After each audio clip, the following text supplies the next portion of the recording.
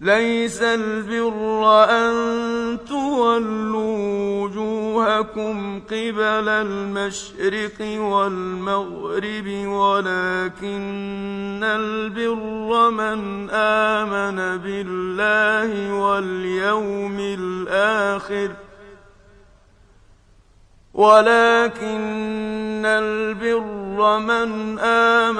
بالله واليوم الآخر والملائكة والكتاب والنبيين وآتى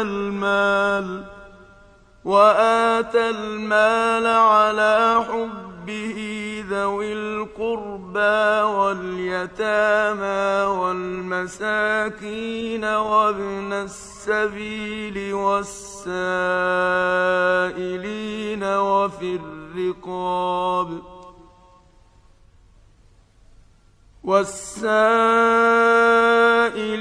وفي الرقاب وأقام الصلاة وآتى الزكاة والموفون بعهدهم إذا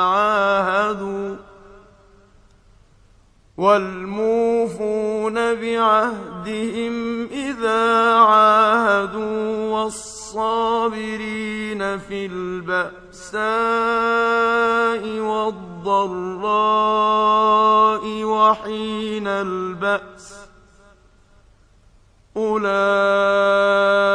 الذين صدقوا وأولئك هم المتقون. يا أيها الذين آمنوا كتب عليكم القصاص في القتلى الحر بالحر والعبد بالعبد والأنثى بالأنثى فمن عفي له من أخيه شيء فاتباع بالمعروف وأداء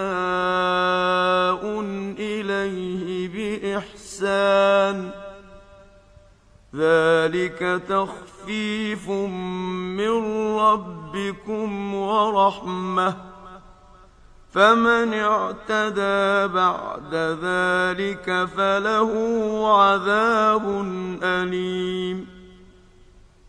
ولكم في القصاص حياة يا أولي الألباب لعلكم تتقون. كتب عليكم إذا حضر أحدكم الموت إن ترك خيرا الوصية للوالدين والأقربين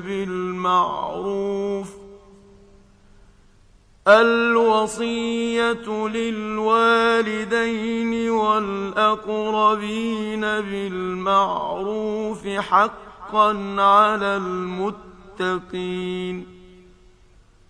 فمن بدله بعدما سمعه فإنما إثمه على الذين يبدلونه إن الله سميع عليم.